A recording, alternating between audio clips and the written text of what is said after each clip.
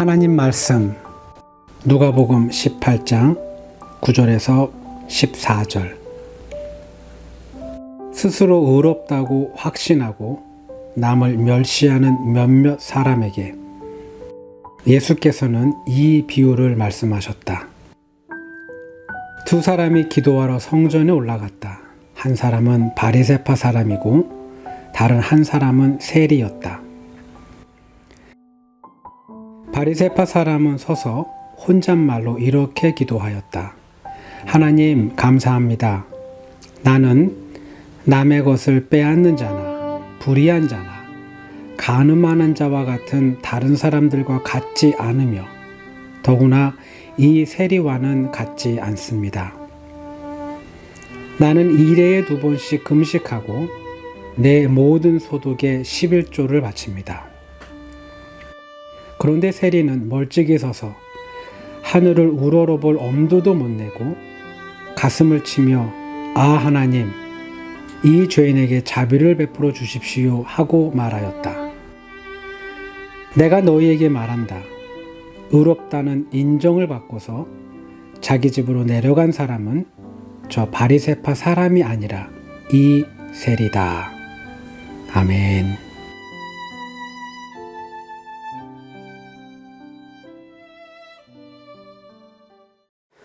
출애굽기 12장 31절입니다.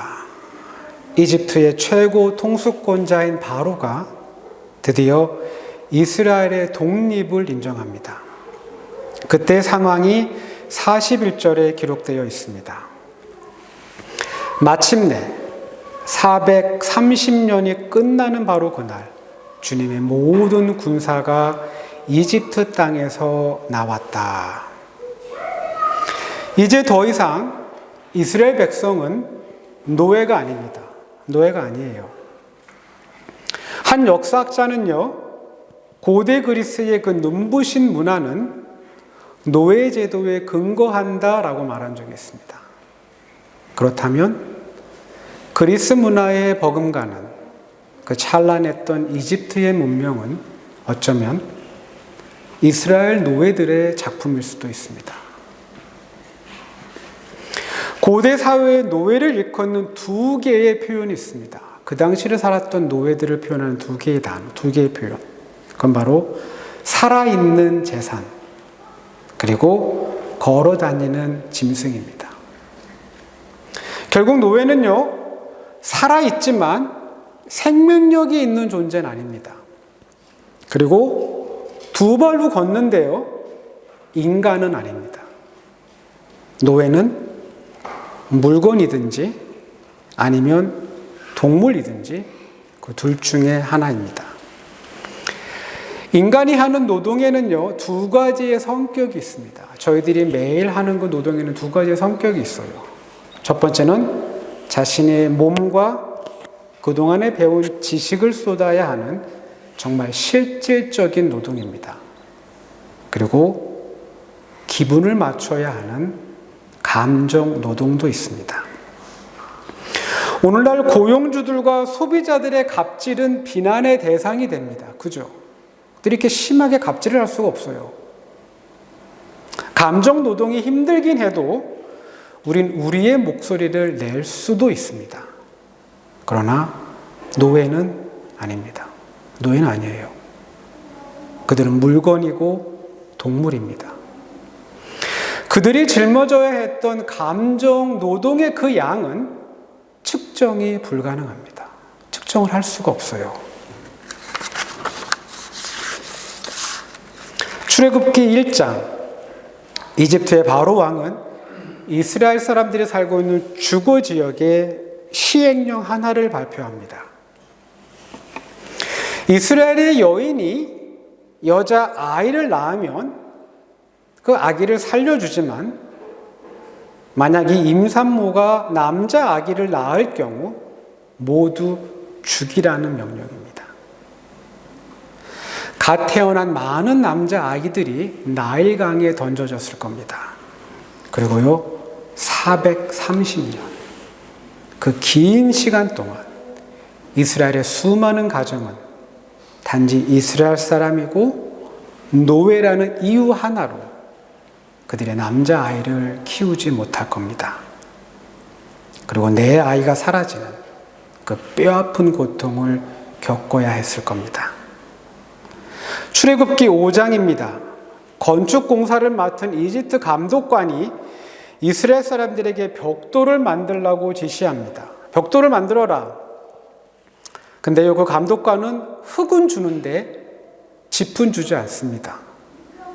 만약 흙을 갖고 벽돌을 만드는데 집이 없다면 벽돌의 모양을 잡는 건 불가능합니다.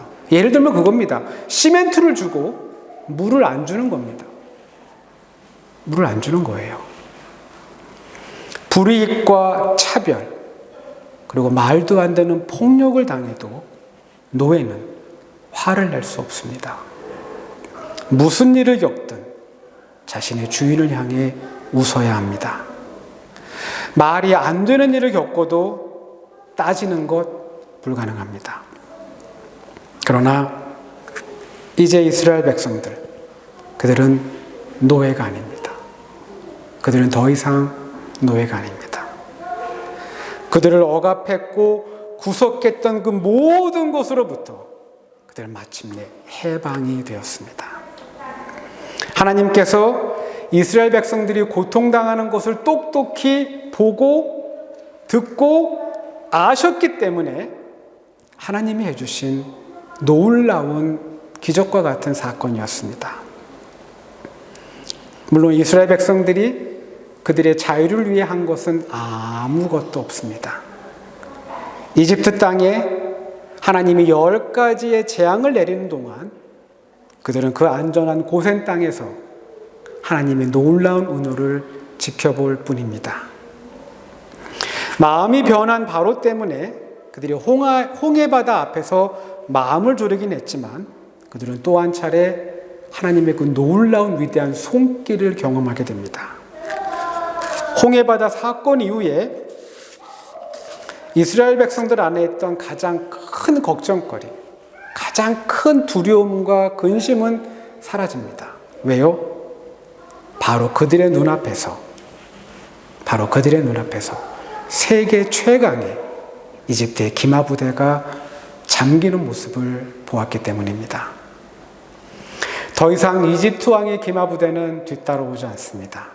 이제 진짜 마음 편하게 그들은 새로운 삶을 시작할 수 있는 완벽한 조건이 갖추어졌습니다. 물론 가나안까지 걸어서 가는 길은 쉽지 않을 겁니다.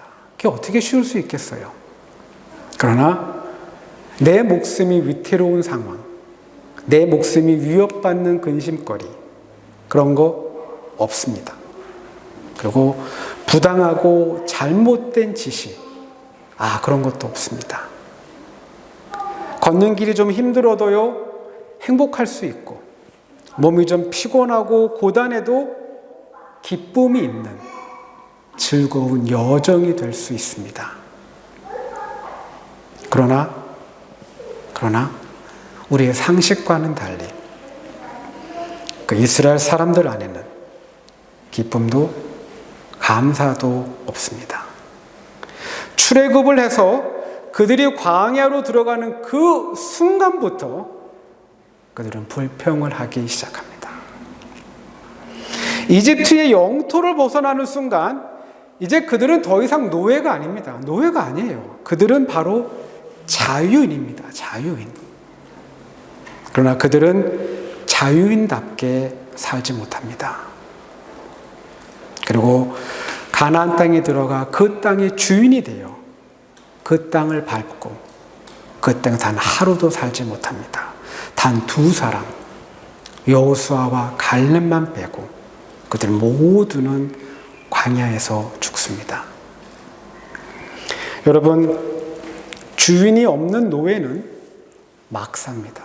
막 살아요. 더 이상 자신을 구속하는 주인의 눈총은 없습니다. 지금 당장 해야 하는 주인의 고된 지시도 없습니다. 오직 시키는 것만 하며 평생을 살아왔던 사람들, 그들이 갑자기 자유인이 되었다고 해서 없던 책임감이 생기지는 않습니다. 마땅히 해야 할 일이 있고 마땅히 해야 할 일이 있는데 그 일의 중요성을 감지하지 못하는 자유인, 마땅히 해야 할 일을 망각하는 자유인, 권리는 알고 있습니다. 그러나 의무와 책임감의 중요성을 인식하지 못하는 자유인, 그들은요 막 삽니다. 자기들이 하고 싶은 대로 말을 하고요, 자기들이 하고 싶은 대로 삽니다. 민수기 11장, 이집트를 떠난 이스라엘 사람들의 삶이 기록되어 있습니다. 물론 우리의 모습이 보입니다. 이스라엘 사람들이 불평을 합니다. 근데 이번에 하는 그들이 불평은요, 바로 먹는 문제입니다. 고기가 너무 먹고 싶은데 고기를 먹을 수 없는 거예요. 고기를. 그들은 심지어 먹는 것 때문에 노예로 살았던 그 시절을 그리워합니다. 여러분, 아무리 그래도요, 노예 시절을 그리워하는 건 정말 말이 안 됩니다. 정말 말이 안 돼요. 이집트에서는 생선을 공짜로 먹었다고 하면서 그들은 그 시절로 되돌아가고 싶다고 말을 합니다. 민수기 11장 4절에서 5절, 성경은 다음과 같이 그 사건을 기록합니다. 이스라엘 사람들이 그 시절을 생생하게 기억하며 그리워했다라고 기록하고 있습니다. 여러분, 이스라엘 사람들이 먹었던 생선은 엄밀하게 말해서 공짜가 아닙니다. 그게 왜 공짜입니까? 430년 동안 착취당한 그들의 노동력입니다. 여러분, 그들이 약탈을 당한 재산의 가치만 따져도 이스라엘 사람들이 이집트 정부로부터 받아야 하는 것은 그깟 생선이 아닙니다. 수천 마리의 소고기와 수천 톤의 양고기가 될 겁니다. 근데요, 그들은 고작 생선을 그리워합니다. 창조주가 선택한 백성이 되고 하나님이 그 수많은 백성들 가운데 이스라엘 민족을 선택을 합니다. 그 위대한 창조주가 선택한 백성이 되고 더구나 자유인이 되었지만 이스라엘 백성은 광야의 길을 걷는 동안 끊임없이 불평합니다. 그리고 원망합니다. 자유에 대한 감사와 감격, 그리고 기적과 은혜를 베풀어 주신 것에 대한 그 고마움, 그런 거 없습니다. 그런 거 없습니다. 마땅히 해야 할 게 있는데, 내가 반드시 마땅하게 해야 할 것이 있는데 하지 않습니다. 삶을 막 사는 겁니다. 더 큰 문제는요, 우리가 볼 때는 막 사는 게 아닙니다. 여러분과 제가 볼 때는 막 사는 게 아니에요. 우리가 볼 때는 굉장히 잘 사는 것 같은데 주님이 볼 때 막 사는 삶이 있습니다. 굳이 표현하면 사람의 눈은 속일 수 있어도 하나님의 눈은 속일 수 없는 정교하게 막 사는 겁니다.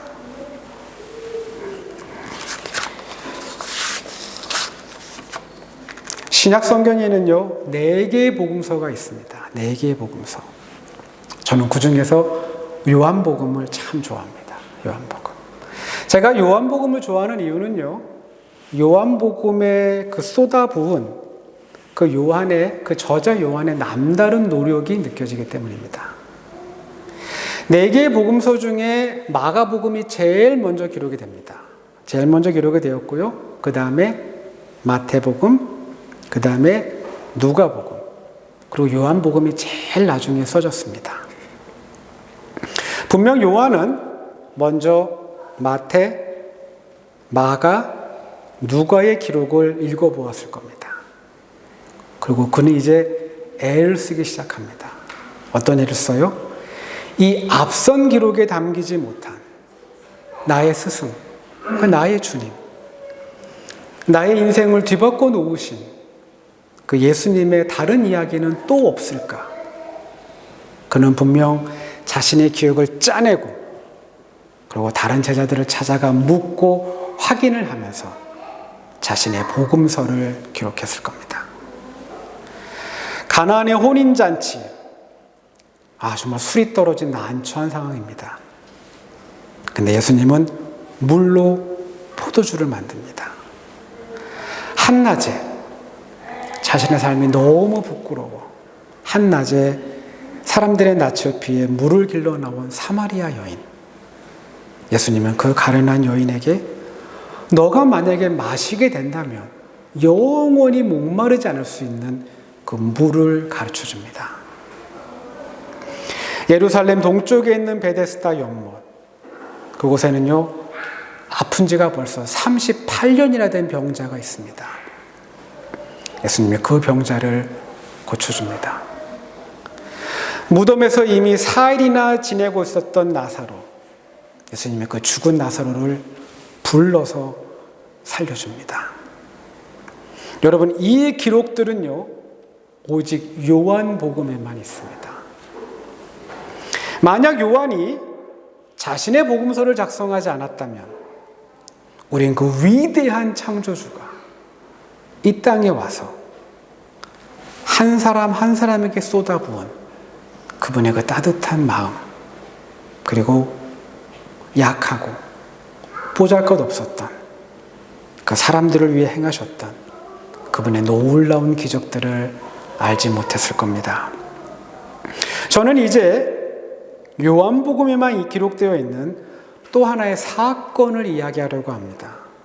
사실 이 사건은요 눈에 띌 만한 사건은 아닙니다. 특별히 예수님이 기적을 보여주신 사건도 아니고요, 그분이 직접 뭘 행하신 사건도 아닙니다. 단지 제3자의 입에서 나온 고백일 뿐입니다. 요한복음 7장, 초막절의 절기를 맞아서 예수님 또한 갈릴리를 떠나 예루살렘으로 올라갑니다. 예수님의 도착은요 바리새인들, 그리고 제사장들, 그리고 대제사장, 그 사람들의 귀에까지 들어갑니다. 예루살렘은요 절기가 아니라 예수님 때문에 술렁거리기 시작합니다. 요한복음 2장을 보면 예수님은 이미 사역 초기에 예루살렘 성전에 가셔가지고 사고를 크게 친 적이 있습니다. 그러면서 어마어마한 사고를 칩니다.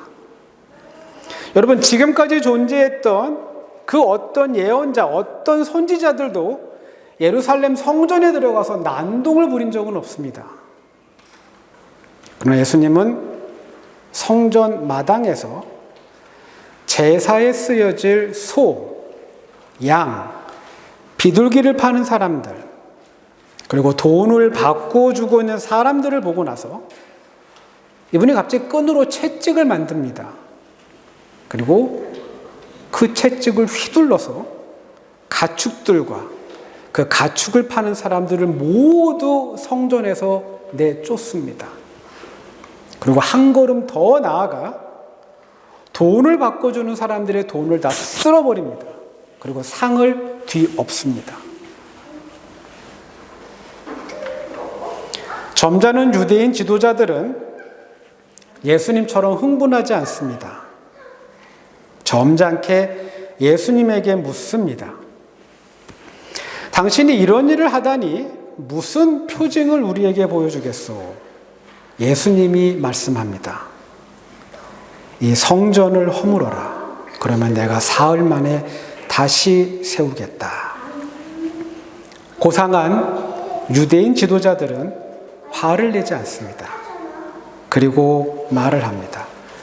이 성전은 46년 동안 지어진 건물이다. 이 사건이 빌미가 되어 예수님은 훗날 성전 모독죄로 고발을 당합니다. 바리새인과 대제사장은 예수님이 예루살렘에서 2번 다시 소동을 부리지 못하게 성전 경비병을 보내서 예수님을 체포해 오라고 시킵니다. 근데요, 예수님을 잡으러 갔던 경비병들이 빈손으로 돌아옵니다. 그 힘센 군인들 여러 명이 가서 예수님 한 명을 잡아오지 못한 겁니다.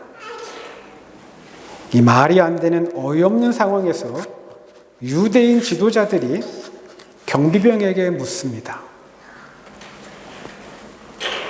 어찌해서 그를 잡아오지 못했느냐라고 묻습니다. 경비병들이 보고합니다. 저희는 지금까지 그분처럼 말하는 사람을 본 적이 없습니다. 잡아오질 않아요. 이제 요한복음에만 기록된 이 사건을 보면서 우리가 주목해야 할 부분이 47절에 나옵니다. 바리새파 사람들이 그들에게 말하였다. 너희도 미혹된 것이 아니냐. 지도자들이나 바리새파 사람들 가운데서 그를 믿은 사람이 어디에 있다는 말이냐. 율법을 알지 못하는 이 무지렁이들은 저주받을 자들이다. 바리새인들은요, 그들은 많이 압니다. 정말 많이 압니다. 그들은 모세의 율법에 대해서만큼은 해박한 지식을 갖고 있습니다. 근데요, 진리는 알지 못합니다. 그들이 하나님의 아들 예수 그리스도, 그 위대한 창조주가 눈앞에 있어도, 그토록 기다리던 구세주, 그 메시아를 눈앞에서 보고 있어도 그분이 누구인지를 알아보지 못합니다. 결국 그들의 알면 아무 소용이 없습니다. 성전 안에서, 그 높은 성전벽 안에서 율법대로 경건하게 살고 있지만 막 사는 겁니다. 막 사는 거예요. 누가복음 18장, 예수님이 바리새인은 어떤 사람인지 우리에게 분명하게 가르쳐 줍니다. 그들은 스스로 의롭다고 확신하고 남을 멸시하는 사람입니다. 예루살렘 성전으로 기도를 하러 두 사람이 올라갑니다. 한 명은요, 바리새인이고 또 다른 한 명은 세리입니다. 성전에 들어가자 바리새인은요, 세리와 최대한 멀리 떨어집니다. 멀리 떨어지면 확인하고 이제 바리새인이 기도를 시작합니다.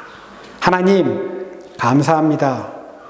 나는 남의 것을 빼앗는 자나 불의한 자나 간음하는 자와 같은 다른 사람들과 같지 않으며 더구나 이 세리와는 같지 않습니다. 나는 일주일에 2번씩 금식을 하고요, 내 모든 소득의 11조를 바칩니다.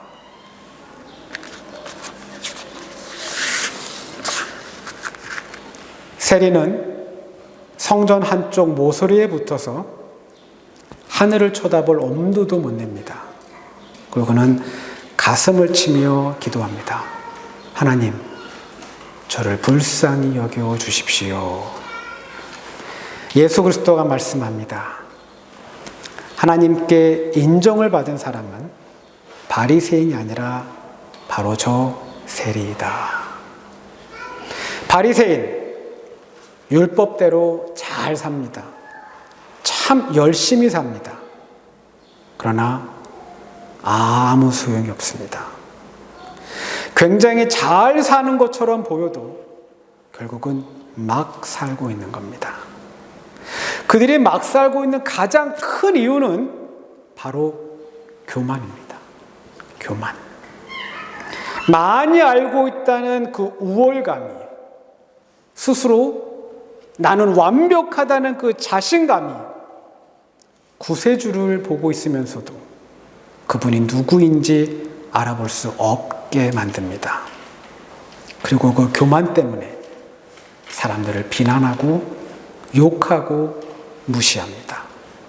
굉장히 의롭고 반듯한 것 같지만 그들은 정교하게 막 살고 있는 겁니다.